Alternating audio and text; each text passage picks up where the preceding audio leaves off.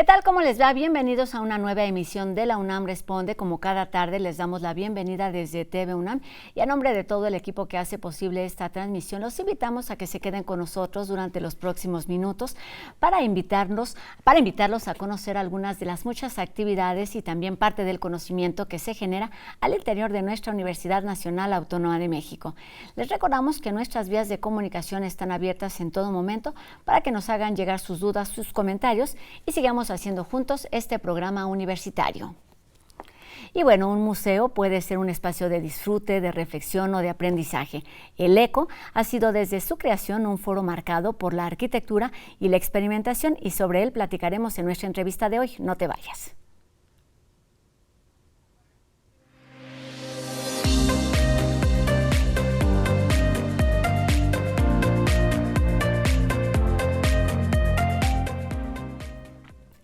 Crear un espacio de resonancia basado en los principios de escultura habitable y de arquitectura emocional son los principios con los que abrió sus puertas el ECO en 1953.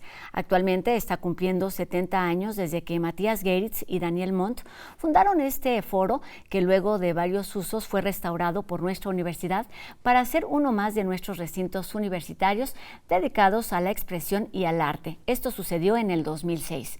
El Museo Experimental El ECO celebra pues 7 décadas de haber abierto sus puertas con 2 nuevas exposiciones, y para unirnos al festejo esta tarde platicamos aquí en nuestras instalaciones de TV UNAM con Paola Santos Coy, quien es la directora de este Museo Experimental El ECO. Paola, ¿cómo estás? Muy bien, muchas gracias. Pues un gusto que estés aquí con nosotros. Los festejos ya iniciaron la semana pasada, el 13 de septiembre, con 2 exposiciones. Pero antes de hablar de esta selección y de lo que está planeado para las siguientes semanas, volvamos al pasado. ¿Cuáles fueron esos principios, esos fundamentos con los cuales fue creado el ECO?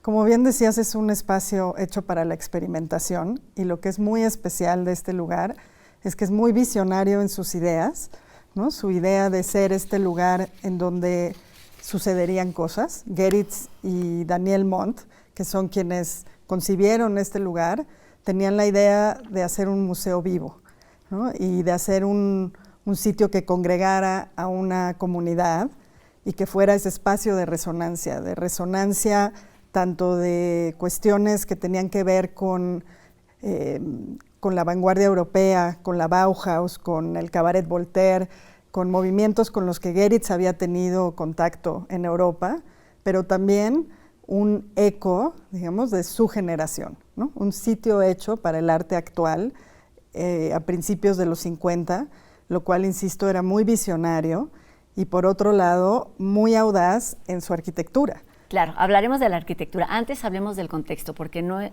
es muy importante entender que no estamos hablando de un espacio de experimentación para las artes vivas, para la música, para la arquitectura en el 2023, claro, sino que estaba ocurriendo en 1953. Claro, como dices, en esa época, principios de los años 50, que es cuando Matías Geritz llega a México, desde Alemania, pasando por Marruecos, el sur de España y después a México a dar clases en la Escuela de Arquitectura de Guadalajara. Digamos, él llega a un contexto en México que era muy fértil para las ideas, para la creación, pero también un contexto en donde había pocos espacios en donde exhibir arte de su tiempo. Había algunas galerías, el muralismo era un arte que estaba, digamos, ya en un momento tardío, pero había muchos proyectos que todavía tenían que ver con el muralismo. El inicio de la construcción de la UNAM, por ejemplo, ¿no? Todo coincide en ese momento. Y por otro lado, no había proyectos de museo como, pensemos, el Museo de Antropología o el Museo de Arte Moderno, que son del 64, realmente son 10 años después, ¿no? Una década después de cuando estos 2 personajes, Daniel Montt, un joven empresario mexicano que tenía una galería en la colonia Roma y algunos bares, pues tenía esta idea de hacer un restaurante bar galería, ¿no? Así invita a Geritz a hacer este proyecto y termina siendo pues un proyecto sumamente relevante en la historia del arte en México. Y una de las características tiene que ver, por supuesto, con el objetivo, con lo que estaban pensando hacer ahí, pero otro gran aporte, me parece que en particular es de Matías Geritz, y si no, corrígeme, tiene que ver con el espacio, con habitarlo, con volverlo una escultura. Cuéntanos de esta propuesta también visionaria y muy innovadora. Sí, completamente. Matías Geritz era un artista, no un arquitecto. Claro. Entonces, también él bromeaba muchas veces diciendo que era un arquitecto de dedo, que solo decía más aquí, menos acá, a los maestros albañiles. Pero bueno, es verdad, él construyó in situ una escultura habitable, una escultura de abstracción geométrica que realmente reflejaba sus ideas también en relación a las artes y a lo que ese espacio podía ser. Cuando lo inauguran en el 53, Geritz lee el manifiesto de arquitectura emocional que escribe, iniciando con decir que el Museo Experimental El Eco abre sus puertas con el experimento del propio edificio, ¿no? Realmente desde ahí hay un punto muy importante de experimentación, que la idea después era abrirlo, ¿no?, a otras manifestaciones, a las artes vivas. Insisto, la idea de tener un museo vivo, pues lo que imagino también es este museo en donde iban a suceder una serie de actividades constantes. Hablaba de tener una sociedad musical, una editorial, ¿no? Realmente, insisto, muy visionario en ese sentido, y pues fue un proyecto que en ese momento duró un periodo cortísimo, ¿no? Realmente claro. Se truncó el proyecto por la muerte de Daniel Montt prematura. Claro, y bueno, en esos 50 años pasaron muchísimas cosas donde el espacio fue habilitado para otras actividades, cerrado mucho tiempo, descuidado también hay que decirlo, y después de también un tiempo importante de rehabilitación y de pensar qué es lo que se quería rehacer en ese espacio. En el 2006 lo retoma nuestra universidad como un museo abierto. ¿Qué de ese espíritu, qué de esa esencia permanece en el ECO? Sí, lo que es muy interesante de todo ese tiempo, digamos, en donde, como dices, el museo tiene una vida, ¿no?, sumamente diversa, ecléctica de actividades, es que siempre se mantuvo como un espacio cultural. Fuera cabaret, foro de teatro, lugar de música underground, bar, lo que fuera, tenía realmente un espíritu de espacio cultural en esa zona de la ciudad. Y entonces, en el 2005, cuando la UNAM lo restaura para recuperarlo y reabrirlo, pienso que es lo mejor que le pudo pasar a este espacio, porque tiene, digamos, la misión de recuperar ese legado, trabajar con eso y actualizarlo al día de hoy, ¿no? Y trabajar realmente con el espacio, haciendo una serie de proyectos que la mayoría de los proyectos que hacemos son proyectos hechos para el lugar, sitios específicos, en diálogo con la arquitectura, con el legado del museo. Y digamos, su destino pudo haber sido o desaparecer, ¿no?, que ese era el riesgo en ese momento, ¿no? Lo iban a tirar para hacer un estacionamiento, o podía haber terminado en ser un museo de sitio en donde fuéramos a ver cómo era en el 53, ¿no? Y en cambio es, siempre lo digo, un territorio ganado para la experimentación, ¿no? Un lugar que sigue funcionando bajo esas primeras ideas, pero actualizadas al día de hoy y a partir realmente de los proyectos que ahí suceden, ¿no? Creo que no hay una sola idea de la experimentación, sino son los proyectos mismos los que y las personas, me parece un poco que también aportan y suman totalmente a lo que vives en el espacio, recorriéndolo en cuanto a sus habitaciones, en cuanto a los pasillos, las escaleras, sí, pero también en cuanto a las propuestas y las obras que ahí se pueden exponer. Hablemos de los festejos. Por todo esto que acabamos de platicar, es importantísimo celebrar un espacio como este 70 años después. ¿Cómo se piensa y cómo se planea pensando en los artistas, en las obras con las que se va a conmemorar los 70 años del ECO, que ya se está conmemorando además? Sí, pues los dos proyectos que estamos presentando son proyectos que dialogan con esa historia, ¿no? Dialogan con ese primer momento del ECO de distinta forma. El proyecto Volumen Emocional del artista mexicano Alberto Gutiérrez Chong es un proyecto que interviene todo el edificio. Quizás es la intervención más ambiciosa que hemos hecho al lugar, porque pinta por completo el museo de color blanco, El museo tiene unos colores muy particulares que son parte del diseño de Geritz.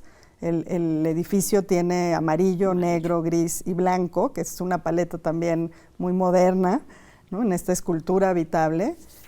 Y Alberto Gutiérrez Chong nos propone pintarlo completamente de blanco y regresar como a la idea primigenia del lugar, ¿no? Es decir, lo quiero convertir como en una maqueta, ¿no?, en donde la arquitectura sea la protagonista de este proyecto. Entonces no hay obras en el sentido de objetos que ocupen el espacio. La obra es esa intervención y no es solo la pintura blanca, sino que hay una serie de rótulos en todo el espacio que están basados en una planimetría de un plano arquitectónico en donde él propone su recorrido de este espacio y utiliza frases en distintos momentos para hablar tanto de los metros cuadrados, por ejemplo, que tiene el lugar, de las alturas de los muros, y todo esto haciendo referencia a ese volumen emocional, realmente, claro, en conexión con la arquitectura emocional, pero pensando en todo lo que ha sucedido ahí en estos 70 años, ¿no? Realmente ese estar vacío está lleno de esa historia, y quienes estamos en el museo también somos parte de ese volumen emocional. ¿Qué tanto esta parte de la arquitectura emocional sigue vigente? Porque vamos, hace mucho tiempo pues fue un concepto novedoso que incluso era hasta complicado de entender, de proponer y de vivir para llenar justo estos vacíos y estos espacios. Hoy, ¿cómo se vive, cómo se entiende desde la curaduría, desde la propuesta de quienes están haciendo lo que se presenta en el museo? Sí, pienso que sigue siendo una idea muy productiva en términos tanto de pensar el programa del museo, pero también en el ámbito de la arquitectura, digamos, con quien tenemos, o con ese ámbito estamos constantemente también dialogando, arte, arquitectura, diseño, ¿no? Realmente son cuestiones que están presentes en el museo. Estas ideas y la idea de una arquitectura emocional pienso que sigue siendo fértil el día de hoy, ¿no? 70 años después. Y en ese sentido creo que el proyecto de Gutiérrez Chong es también un homenaje al espacio y a su historia y al que exista hoy en día y esté ahí, ¿no? Claro. Hacernos partícipes de su presencia. El que siga siendo un espacio abierto a la experimentación, claro, y al disfrute. Háblanos de la otra propuesta que tiene que ver con Olivia Zúñiga. Sí, ese es un proyecto de la artista mexicana también, Bárbara Lázara, y ella hace este proyecto que se titula Olivia Zúñiga, Sonora en el Silencio, que es un proyecto de investigación artística que ella lleva haciendo más de una década sobre esta escritora jalisciense que en el 53 publicó junto con Geritz el primer volumen de las ediciones Eco, que es un volumen que se llama Los amantes y la noche.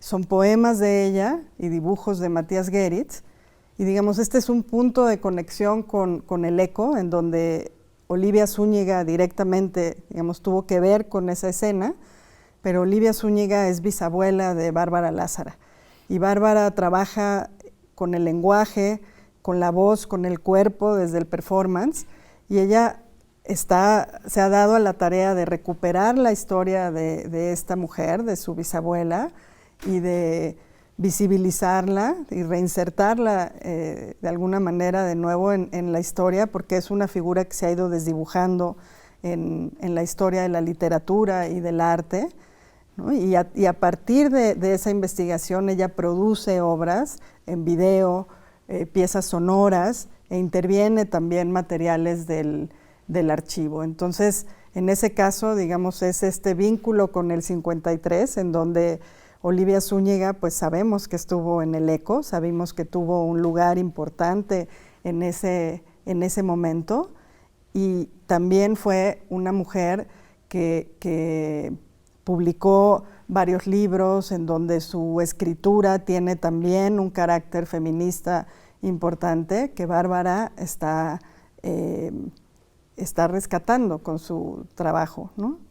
Sobre esto te iba a preguntar, se trata por supuesto de un homenaje al espacio, a las personas que estuvieron ahí en sus orígenes y en este sentido, pues el de una mujer que sabemos en muchos sentidos y en muchos ámbitos han sido borrados para decir el nombre, en este caso de Matías Geritz y de quienes estuvieron ahí en las primeras planas. Pero hay otras mujeres que han estado ahí, recuerdo cuando fue la reapertura del museo, Helen Escobedo llegó de forma muy discreta haciendo un tipo performance. Cuéntanos de esta parte y de esta presencia que ha estado también constante. Sí, digo, desde el 53 creo que es importante nombrar a Marianne Gast, que era pareja de Matías Geritz en ese momento, pero una fotógrafa extraordinaria que tomó muchas de las fotografías del lugar en ese momento y que fueron muy importantes para la restauración del lugar.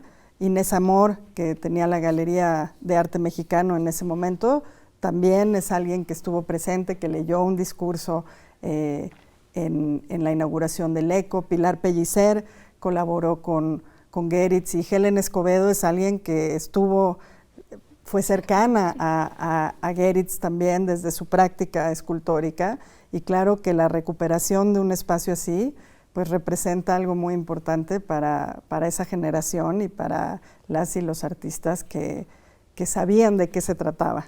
Claro, y que además de una u otra manera pues contribuyeron a que permaneciera, sino como museo, sí un espacio dedicado, como nos decías, a la cultura en todas sus expresiones. Y en esta misma línea han preparado un programa público para las siguientes semanas, los siguientes meses. Cuéntanos. Sí, iniciamos ya el programa con una conversación sobre no objetualismos, realmente yendo a hablar sobre arte conceptual, sobre el trabajo de Alberto Gutiérrez Chong, que es alguien que lleva más de 4 décadas trabajando, docente también como Matías Geritz, profesor de muchas generaciones de artistas. Entonces esa fue una mesa enfocada tanto en su trabajo como en la presencia del arte conceptual en México, pero habrá también conciertos. En el caso de Bárbara Lázara, ella va a realizar un performance también en noviembre en el lugar. Haremos una sesión de lecturas de textos de Olivia Zúñiga, en donde ella está invitando a varias mujeres a leer los textos de Olivia, ¿no? Y eso se combina con otras actividades del museo en estos 3 meses. Cuéntanos de estas otras actividades que se llevan a cabo de forma paralela y que tiene que ver, por supuesto, con el museo y se une a las celebraciones por los 70 años. Hay una que me entusiasma muchísimo en octubre, que es la invitación al artista Eduardo Navarro, un artista argentino. Esta es una colaboración que hacemos con el MUAC y también con un proyecto que se llama La Escuela, de Fundación Siemens, en donde este artista vendrá 2 semanas a la Ciudad de México y en particular va a trabajar en el patio del ECO con distintos grupos de estudiantes, con un dispositivo en donde va a haber espejos que reflejen las nubes, utilizando la naturaleza de ese patio, de este espacio al aire libre, con la idea de bajar el cielo o de dibujar las nubes. Y claro, todo esto con invitadas e invitados también que van a hablar desde la meteorología, que van a hablar también desde distintas disciplinas de las artes. Entonces, el ECO esos 2 semanas se transforma en un espacio de taller para distintos grupos de estudiantes.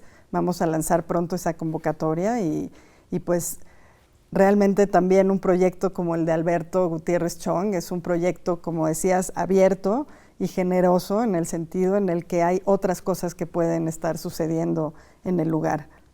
¿Cómo se ha involucrado el museo con la sociedad? Hablábamos del contexto en el que fue creado, en donde había pocos espacios de este tipo, con estas características. Hoy, 70 años después, el contexto evidentemente es otro, pero ¿cómo ha sido recibido por la comunidad, por el mismo entorno, que no es una zona donde sucedan mucho este tipo de actividades, como sucede aquí en el Centro Cultural Universitario, por ejemplo? Sí, por ejemplo, en la colonia San Rafael, en donde estamos, donde está el museo, pues hay, digamos, una comunidad de vecinas y vecinos que conocen el espacio, que constantemente participan de actividades, pero también muchas comunidades que van desde comunidades vinculadas al arte, a la arquitectura, estudiantes, ¿no? Es realmente un público muy muy amplio, pero pues estamos en una zona, ¿no?, en el cruce casi de Insurgentes y Reforma, en donde hay mucho flujo de personas, y es un museo de entrada libre, ¿no?, que también eso ayuda mucho a tener nuevos públicos, a que haya un flujo constante de personas que descubren el lugar por primera vez. Pues la invitación está hecha para disfrutar de este museo. Cuéntanos, está abierto de martes a domingo. Está abierto de martes a domingo, de 11 a 6, entrada libre, lo mismo en nuestras actividades, y en redes o en nuestra página aparece el programa público. Muy bien, pues estaremos atentos a lo que sucede con estas otras actividades paralelas, pero de entrada podemos invitar a disfrutar de Volumen Emocional, Sistemas Corporales, y también Olivia Zúñiga, Sonora en el Silencio, que se presenta hasta enero del 2024, pero antes de enero del 2024 está todo este programa público en donde nos invita a conocer otra parte que es la que no está exhibida en estas piezas. Así es, habitar el lugar. Habitar el lugar. Recordemos estos principios básicos de arquitectura emocional y de esculturas habitables, sí, que fueron estos principios con los que surgió el Museo Experimental El Eco allá en Sullivan 43. Paula Santos Coy, directora del Museo Experimental El Eco, muchísimas gracias y pues muchísimas felicidades por este aniversario número 70. Gracias por sumarse a esta celebración. Gracias, Paula, y estaremos atentos a estas otras convocatorias. Y nos vamos de este tema, pero seguimos hablando de museos. Ahora les comparto un motivo más para visitar el MUAC, pues reabre el espacio de experimentación sonora con actividades que forman parte del programa del Festival Cultura UNAM con la pieza titulada Península de Pájaros. Se trata de un homenaje al compositor Javier Álvarez Fuentes, quien falleciera este mismo año. Es pues una serie de obras del quien también fuera maestro, que exploró durante más de 4 décadas distintos recursos y estrategias a partir de exploraciones digitales y electrónicas. Estas sesiones de escucha se llevan a cabo hasta el 24 de septiembre de 11 de la mañana a las 6 de la tarde, aquí en el Museo Universitario Arte Contemporáneo. Y bueno, sabemos que los sismos son una constante en nuestro país y debemos estar preparados para cualquier emergencia. ¿Pero qué se recomienda actualmente incluir en nuestro kit básico? De esto nos habla la siguiente cápsula de UNAM Global TV.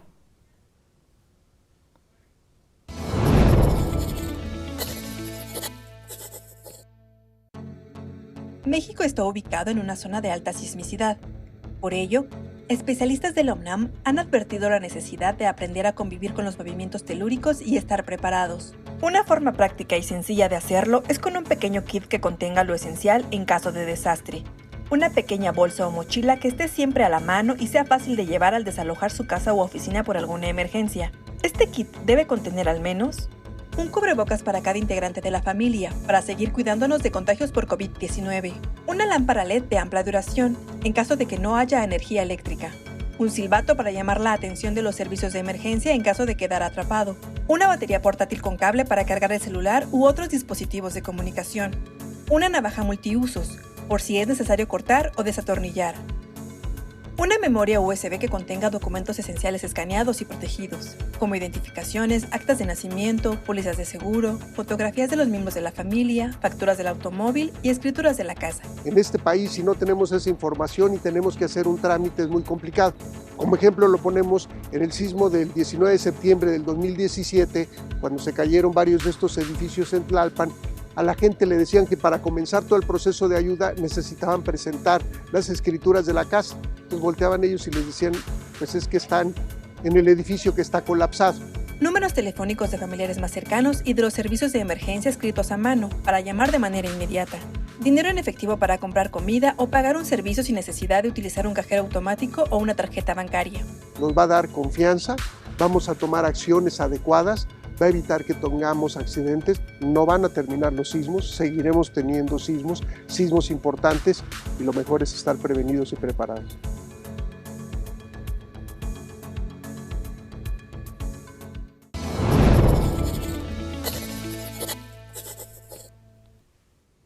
Importante tener esta maleta preparada para utilizarse en caso de emergencia. Otro punto importante, sabemos, es mantener la calma en caso de cualquier contingencia, pero también es importantísimo para poder actuar de forma congruente y acertada, tener la información necesaria. Es importante estar informados para no estar alterados. Con esto terminamos nuestro programa de hoy, agradeciendo a Fernanda Ramírez en la interpretación de lengua de señas, que nos permite llegar a un público más amplio, y agradeciéndoles a todos ustedes que nos hayan acompañado esta tarde e invitándolos a que lo hagan el día de mañana en una nueva emisión de La UNAM Responde. Gracias siempre a todo el equipo que hace posible esta transmisión. Y bueno, es jueves, tenemos mucho que hacer. Hoy en particular les platicamos sobre 2 recintos universitarios, tanto las actividades con las que se habla el espacio de experimentación sonora del MUAC, como las 2 exposiciones que conmemoran los 70 años del Museo Experimental El Eco. Nos vemos aquí el día de mañana. Mi nombre es Rosa Brizuela. Adiós.